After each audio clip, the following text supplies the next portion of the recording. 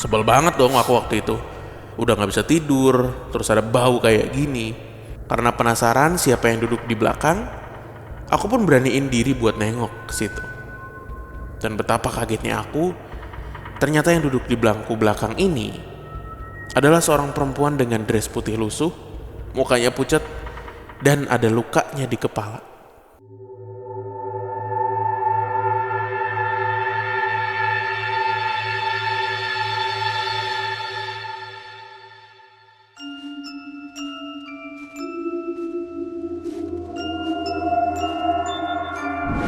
Assalamualaikum warahmatullahi wabarakatuh. Shalom, Om Swastiastu, nama budaya. salam kebajikan. Selamat datang kembali di podcast Malam Kliwon episode 659. Yes, selamat pagi, siang, sore, malam teman Kliwon, dimanapun Anda berada, sehat selalu ya. Amin. Yang ada dimanapun, pokoknya yang di Maluku, Kabupaten Subang.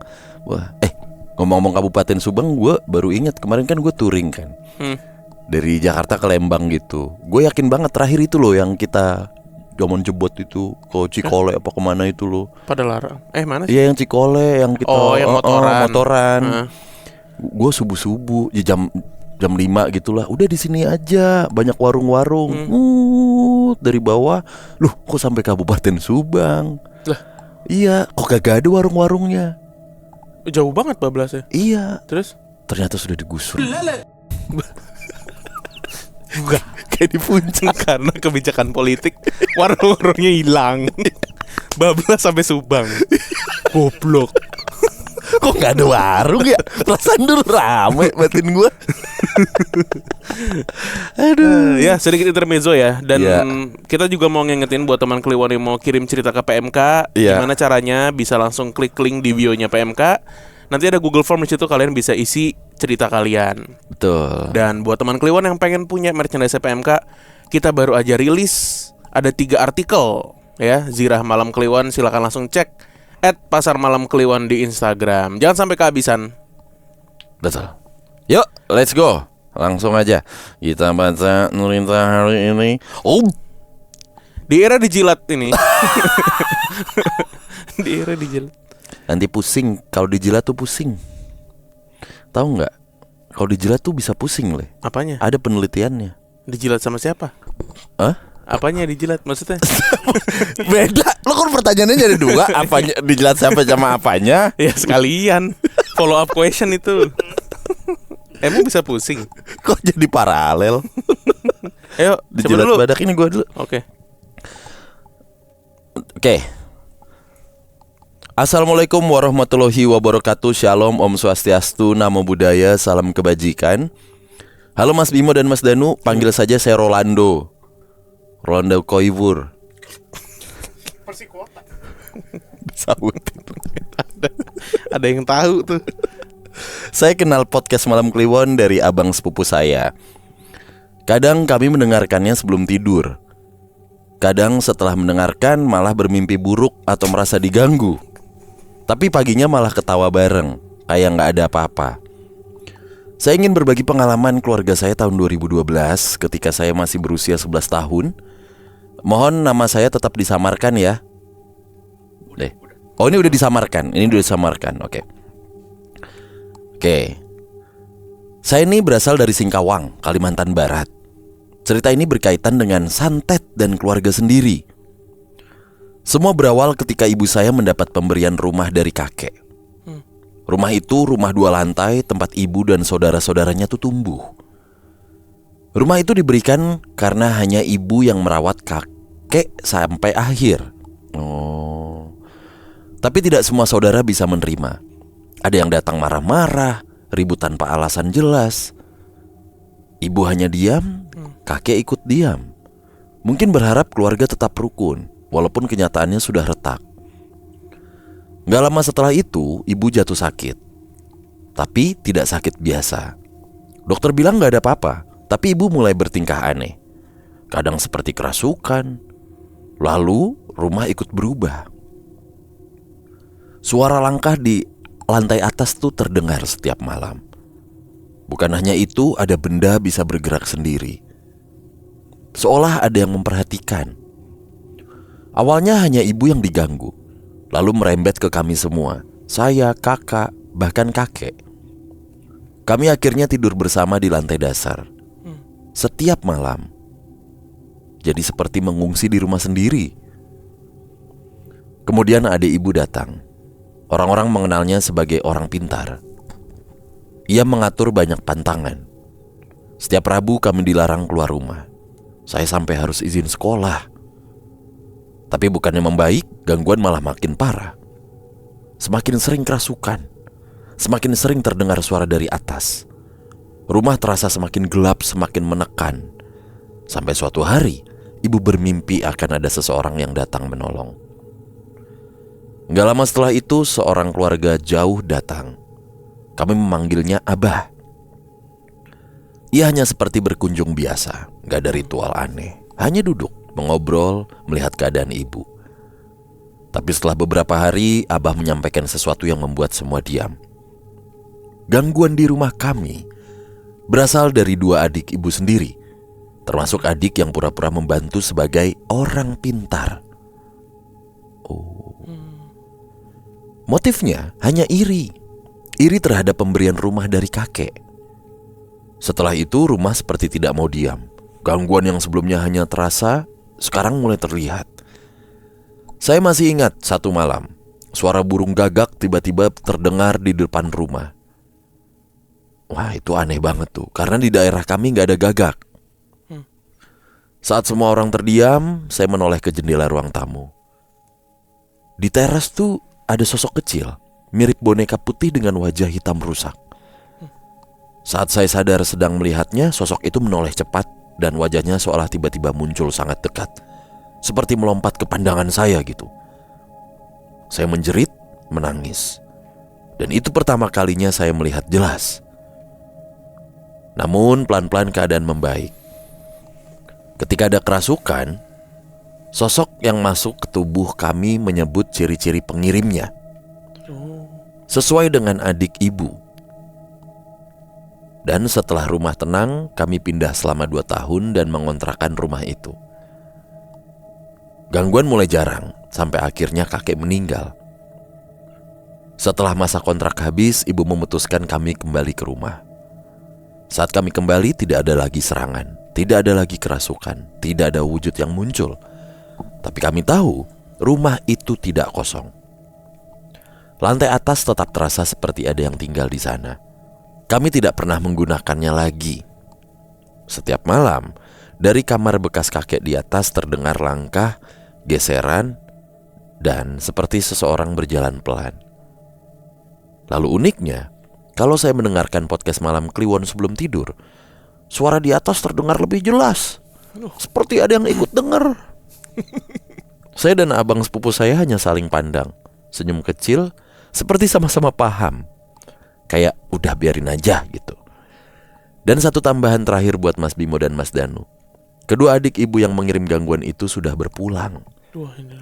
Masing-masing meninggal beberapa tahun setelah kejadian, dengan kondisi yang berbeda. Dan gak lama berselang satu sama yang lain. Kami tidak pernah membenci mereka. Ibu pun tidak. Hidup sudah berjalan. Tapi kami tetap tinggal di rumah itu, berdampingan dengan siapapun yang masih menempatinya. Mungkin mereka sudah tidak ada, atau mungkin masih ada sesuatu yang ditinggalkan. Sekian cerita dari saya. Terima kasih sudah membaca. Mohon maaf kata-katanya kurang jelas, karena ini cerita kedua saya. Tapi belum pernah dibacain kayaknya. Baru ini. Ya, oke. Terima kasih sudah terus menemani sebelum tidur, walau kadang ada yang ikut mendengarkan katanya. Terima kasih Mas Rolando. Nih kejadian yang dialami sama ibunya, teror yang dialamatkan pada ibunya. Iya. Dan didalangi oleh 2 orang adiknya gitu ya. Ini adik kandungan berarti. Adik kandung, 2 adik kandungnya. Permasalahan harta gini gitu. Ya. Gono gini. Gono gini. Gini gitu. Lucu juga tuh. Ya kan sama aja Saya sebenarnya. tidak terima. Kalau begini kita harus usut ini harta gini gitu. Gono gini Pak. Gono gini. Saya mau bercerai. Tapi kita harus pikirkan bagaimana harta gini gitunya. Lucu banget ya. aneh. Kayak jadi nggak berharga gitu. Oh, mungkin dari situ asal kata begono gitu kali ya. Begono begini. Iya. Kata gono gini, gue juga nggak pernah ngulik lagi. Apa landasannya ya? Ya jadi ini adik-adiknya yang iri karena ibunya tuh dapat warisan berupa rumah. Ini banyak juga kejadian ini, terutama di keluarga-keluarga Betawi nih. Oh ya. Ada pepatah gitu ya, kalau itu dia tuh. kalau apa rayapnya tuh berupa encang. Iya biasa gitu tuh. Hati-hati tuh pintu dirayapin. Itu dah. Rayapnya berupa encang. Lucu banget. Tapi nih ada yang menarik juga di cerita ini. Kakeknya tidurnya di atas ya. Jarang banget kakek-kakek, Iya sih. apalagi sampai akhir Bener hayat tidur di atas tuh jarang sekali itu. Pasti ngambil lantai 1. Bener. Dengan pertimbangan segala macam ya, kesehatan, keribetan keluar masuk, Ini naik ke tangga. toilet gitu. Lift kali. Kita mana tahu, Pak. Kali tinggal di Kempil. Iya, Singkawang dah. Iya aneh juga nih kakek tinggal di atas ya. Iya. Tapi yang lucu tadi tuh, dia bilang di depan rumahnya terdengar suara gagak, ya kan? Buat gue masih mending suara gagak daripada terdengar Suara suara apa itu? gagap. Rumah gue. Gitu. Iya, tiba-tiba terdengar suara gagap. Gitu. Gitu loh. Tiap malam. Wah, lama lu. Iya kan? Bikin gemes. Yang di dalam nonton bola. Dari dalam. Udah cabut lu. Tiap malam terdengar suara gagap dari luar rumah. Gregetan. Ya di dalam kesel. Lama banget. Tahu bulat digoreng dadakan ya. Lama bener lama. Dah. Aduh. Si mending loh. Terdengar suara gagap. Bawaannya pengen dilancarin ya. Iya, kasih gemuk gitu. Kasih gemuk. Kasih Gibran dong. Ya. Lo kasih gemuk. Oke, tadi cerita pertama dari Singkawang ya. Ya. Ini cerita berikutnya dari seorang teman Kliwon di Purwokerto. Purwokerto, my love. Assalamualaikum, halo Bang Bimo, Bang Danu, salam kenal. Nama aku Fania dari Purwokerto. Terima kasih banyak sudah bacain cerita aku sebelumnya. Dan ini adalah pengalaman pertamaku yang berhubungan dengan mereka yang gak kasat mata. Jadi pengalaman ini terjadi ketika aku dapat cuti tahunan dari tempat kerja. Kebetulan aku kerja di sebuah pabrik di daerah Semarang. Cuti yang aku dapat lumayan, sekitar 2 minggu. Dan sudah menjadi hobi ketika libur atau cuti kerja, aku selalu menyempatkan untuk jalan-jalan naik bus. Entah kemana, yang penting naik bus. Karena aku pribadi senang banget naik bus. Atau sekedar hunting bus di terminal atau jalan raya. Wah, bismania Besmania, mantap bluan. Ya hitung-hitung sebagai reward untuk diri sendiri setelah capek kerja terus. Hari itu tepatnya hari Jumat, aku bersiap untuk pergi lumayan jauh, yaitu ke Pulau Sumatera. Dengan ransel dan sandal jepit andalan, tidak ketinggalan juga kamera DSLR sebagai teman perjalananku. Dan tentunya naik bis favorit. Aku naik di agen bis daerah Terboyo dari Semarang. Penumpang tuh tidak terlalu banyak. Aku duduk di seat depan dekat jendela. Tujuanku kali ini yaitu ke Medan. Kebetulan aku punya teman perempuan di sana yang sama-sama bis entusias. Kita emang sudah lama punya planning untuk hunting bis bersama di sana. Dan baru kali ini aku bisa ke Medan. Setelah sekitar 2 hari di Medan, aku pun kembali pulang ke Jawa naik bis yang sama dengan bis yang aku naikin waktu berangkat ke Medan. Nah di sini pengalamannya dimulai. Ketika pulang, badanku mulai terasa gak enak. Entah karena kecapean akibat perjalanan panjang atau masuk angin. Yang jelas badanku kurang fit saat itu. Aku yang biasanya tahan melek dan jarang tidur di bis, kali ini tepar, gak kuat nahan ngantuk dan akhirnya tertidur. Aku bangun ketika bis sampai di pelabuhan dan masuk kapal. Di kapal pun aku hanya rebahan di kursi penumpang, Padahal biasanya aku paling suka ngopi dan duduk-duduk di kapal sambil nikmatin indahnya laut. Sampai di Banten, aku berniat untuk mampir ke Purwokerto sebelum balik kerja lagi ke Semarang. Jadi aku oper bis jurusan Purwokerto karena yang aku naiki dari Medan itu cuma sampai Jakarta. Ketika sudah di dalam bis, aku duduk dekat jendela sambil melihat bis-bis yang baru datang dari Sumatera dan lalu lalang penumpang yang sibuk lah. Di antara keramaian orang-orang itu, gak sengaja aku ngeliat seorang perempuan yang kelihatannya masih muda, dengan rambut terurai agak panjang dan memakai dress putih yang tampak lusuh dan kotor. Dia duduk di depan loket bis. Aku terus memperhatikan perempuan itu dari dalam bis. Namun orang-orang di sekitar nampak tidak peduli, seperti gak ngelihat perempuan itu. Mukanya terlihat sedih dan seperti sedang sesenggukan menangis. Aku pikir perempuan itu penumpang yang kehilangan barang bawaan atau ketinggalan bis. Tapi semakin aku perhatikan, semakin terasa aneh.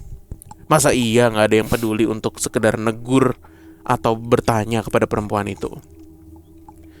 Kebetulan aku duduk satu seat dengan seorang ibu yang sama-sama akan menuju ke arah timur. Aku pun bertanya ke si ibu, "Bu, itu kok mbak-mbak yang duduk depan loket dari tadi kayak nangis gitu ya, Bu? Kenapa ya, Bu, mbak-mbaknya?" Dan si ibu pun jawab, "Mana, Nduk? Ibu gak lihat siapa-siapa, kecuali bapak-bapak yang jaga loketnya." Aku pun berusaha menunjuk ke arah perempuan itu, dan lagi-lagi si ibu gak ngelihat sosok yang aku maksud. Baiklah, pikirku si ibu emang gak ngeh kali ya, karena udah sepuh mungkin. Di situ aku gak mikir aneh-aneh dan masih santai aja. Setelah lumayan lama nunggu, akhirnya bis ini pun jalan. Badanku semakin gak karuan. Ya pusing, ya mual. Wah, ini mah fix aku masuk angin, pikirku. Karena aku duduk di depan, aku merasa terganggu karena supir dan kondektur ngobrol kenceng banget. Jadi aku pindah ke seat belakang yang lumayan sepi agar aku bisa tidur. Sepanjang perjalanan aku berusaha untuk memejamkan mata, tapi susah banget buat tidur. Padahal badan udah lemas dan gak karuan. Saat aku mencoba untuk tidur, aku merasa ada orang yang duduk di belakang bangkuku. Terdengar suara lirih, rintihan gitu, seperti suara perempuan yang menangis. Dan saat itu juga aku mencium bau menyengat seperti bau bangke. Sebel banget dong aku waktu itu. Udah gak bisa tidur, terus ada bau kayak gini. Agak mangkal juga aku. Karena penasaran siapa yang duduk di belakang, aku pun beraniin diri buat nengok ke situ. Dan betapa kagetnya aku, ternyata yang duduk di bangku belakang ini adalah seorang perempuan dengan dress putih lusuh, mukanya pucat, dan ada lukanya di kepala. Anehnya, sosok perempuan ini hampir sama dengan perempuan yang sempat aku lihat di loket bis. Di situ aku coba untuk tetap tenang dan mengalihkan pandangan keluar jendela. Walaupun sebenarnya aku takut setengah mati. Mau beranjak pindah ke depan pun kaki rasanya berat. Seumur-umur baru kali ini aku ngelihat begituan, dan ternyata serem banget.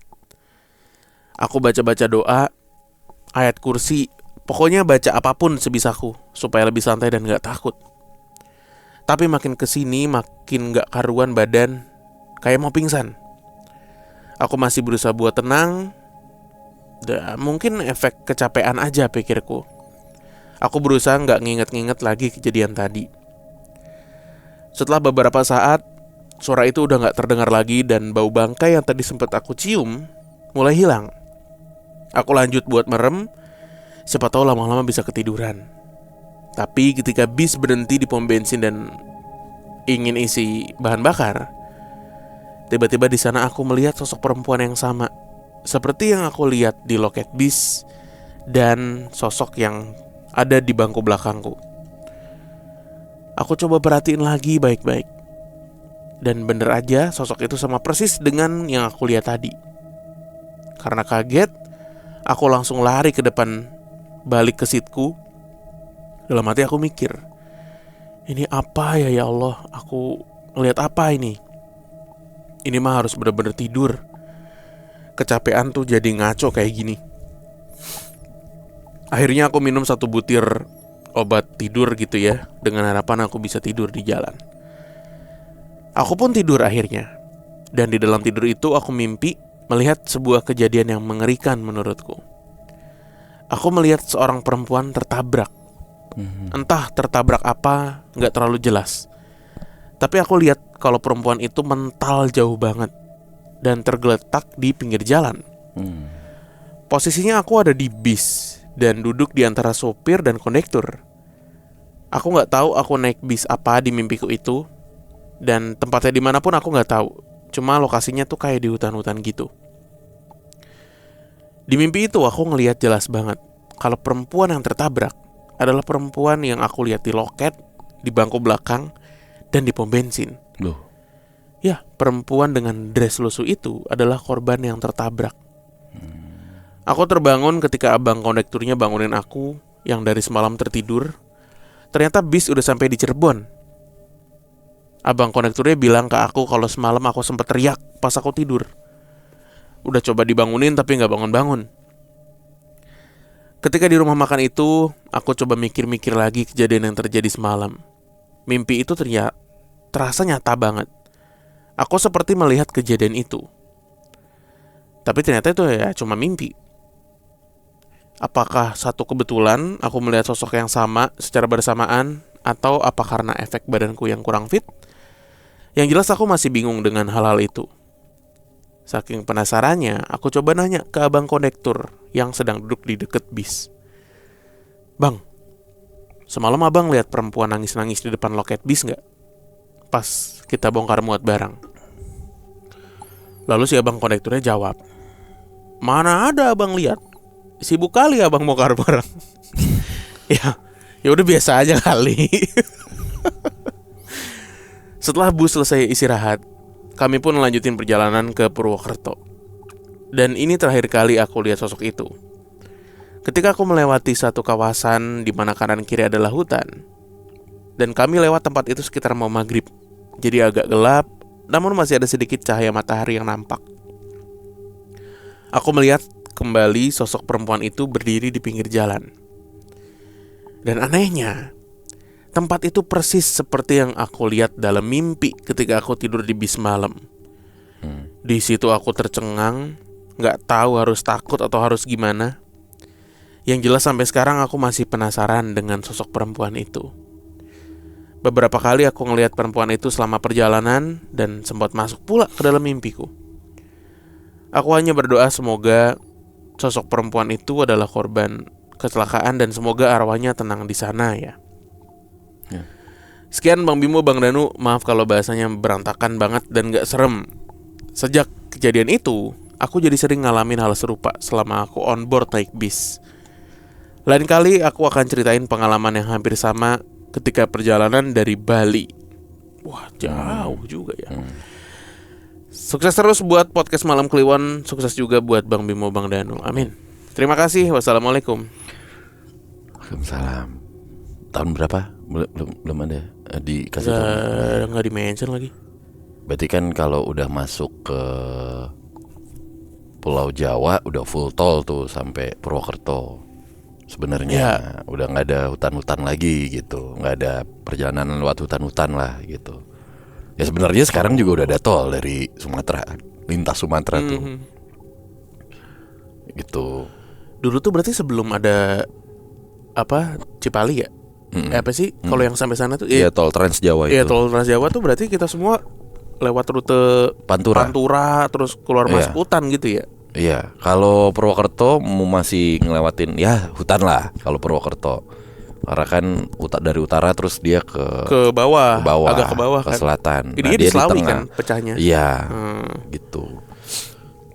Iya, ngikut lah intinya begitu ya. Cuman pengen dikasih tahu nih saya ketabrak di sini nih gitu. Iya, tapi ternyata kejadiannya itu di hutan yang mana udah deket sama Purwokerto gitu ya. Bener. Cuma ngikutnya dari sana gitu. Atau si setannya nggak bisa pulang. Nyari bus yang nabrak dulu gitu. Kayaknya saya bus yang nabrak saya waktu itu yang mana ya gitu. Kayak dari Medan kalau nggak salah deh. Iya. Ah ini kali yang warna ini nih. Ah ya bener nih. Numpang kali Nebeng dah. Bang. Apa ngecer ya? Iya. Keneknya galak lagi. Iya, aduh biarin aja dah. Nangis karena keneknya galak. Tapi ini Mbak Fania berarti ya perempuan bismania nih. Biasanya gue soalnya kalau ngelihat bismania tuh Laki rata-rata laki gitu ya. Ada juga yang perempuan dan ini lagi kemana-mana bawa kamera. Lah ya gitu. memang begitu. Kalau bismania kan memang foto, hunting kan. Gitu. Nah, kalau unik. Apanya unik? Oh si ini. Iya, unik. Teman Kliwon tuh gue baca ceritanya tuh kayak anjir teman Kliwon beragam banget ya. Bismania. Kereta kan ada, pesawat ada gitu ya. Iya. Kapal juga ada. Kapal selam ada nggak ya? Saya mau hunting kapal selam gitu. Fans berat pempek. Taunya pempek anjing. Ya, kapal selam beneran ya yang kayak orangnya nggak bisa ngomong dah. Karena di bawah laut mulu. Di bawah lautnya juga si di bawah laut tuh. Seada-adanya Kan di dasar laut. Udah, di bawah ini. Saya mau Tapi hunting ada dulu. sih pasti Pak. Ada pasti. Ada lah, pasti ada. Teman SMP gue tuh ada yang ini banget lah, maniak. Dia maniak segala hal yang berbau alutsista. Oh ya banyak. Nah, tapi dia Banyak tuh sampai gue baru kali itu gitu ya, karena gue masih SMP kan, bocah nih kita bocah. Tapi dia tuh majalahnya banyak banget, terus banyak ininya apa miniatur. Ya kayak diecast tapi ini gitu. Jadi admin Alutsista. Twitter kali tuh. Iya. Iya kan yang Iya. sering. Tahu nggak lo akun yang review military apa Iya. gitu. Nge-review. Asli, bro. Makanya pameran alutsista di Monas selalu rame. Di Banyak IG juga banyak tuh pameran alutsista. Saya sama teman saya selalu Di Instagram Gibran Bener. suka banget merhatiin Pameran alutsista. Hulu ledaknya tinggi. Sebuah hulu ledak. Dor. Ya begitulah. Keren. Si Mbak Fania kalau mau cerita langsung juga boleh loh Mbak, pengalaman naik bis Boleh. dari Bali tuh. Mm-mm. Karena kayaknya Mbaknya menarik nih, matanya jeli. Menangkap makhluk halus. Syukur-syukur bisa nangkap copet di bis juga. Syukur-syukur Zulkifli. Zulkifli syukur. Keceng tahu Keceng? Kenal? Arif Suyono, temennya Zulkifli syukur. Oke, terima kasih teman Kliwon. Kita ketemu lagi di episode berikutnya ya. Dah.